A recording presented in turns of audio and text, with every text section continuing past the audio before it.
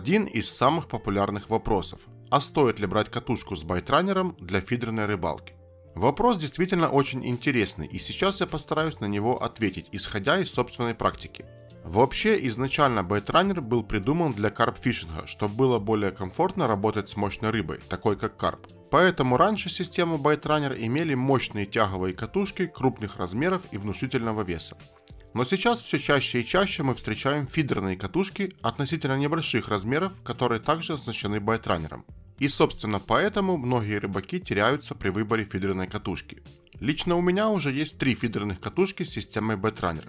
Поэтому теперь я с уверенностью могу сказать, что если вы выбираете фидерную катушку и среди подходящих вариантов есть модель с байтранером, то смело берите именно ее. В современных катушках данная система является довольно компактной, а значит вес и размер такой катушки особо не увеличится. Но зато наличие байтранера даст вам как минимум 2 преимущества при ловле на фидер. Первое преимущество я ощутил уже в первые минуты рыбалки. И сейчас поясню почему.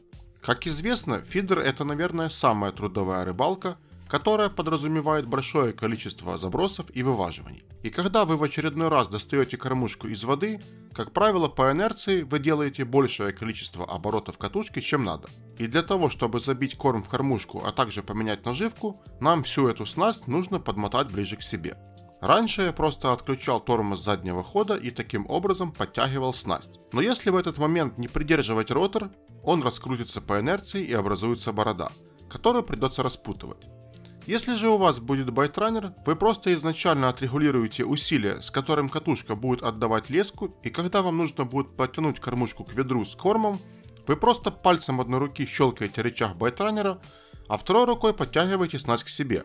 Причем подтягивать можно резко и быстро. Байтранер не даст инерционного движения и в результате ничего не запутается. Просто отщелкнули и подтянули, даже не глядя на катушку.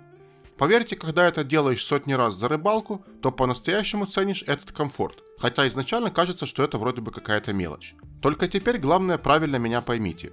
Я ни в коем случае не говорю, что все катушки без байтранера это плохие катушки, и на них даже не смотрите. Ни в коем случае это не так. Я просто говорю о дополнительном комфорте, который может дать эта система. Ну и второе преимущество байтранера скорее вам на будущее. Точно могу сказать, что со временем каждый фидерист захочет потягаться с крупной рыбой, и для этого он возьмет свои фидерные удилища, купит пару флет-кормушек и поедет на карповый водоем. Так вот, если у вас уже будет катушка с байтранером, вы по сути полноценно сможете выезжать на карп-фидерные рыбалки, потому что ловить карпа без байтранера крайне неудобно и даже рискованно. Поэтому сейчас на вопрос, а нужен ли фидеристу байтранер, я отвечу так. Да, нужен, но не обязателен. Он просто вам даст больше комфорта и универсальности.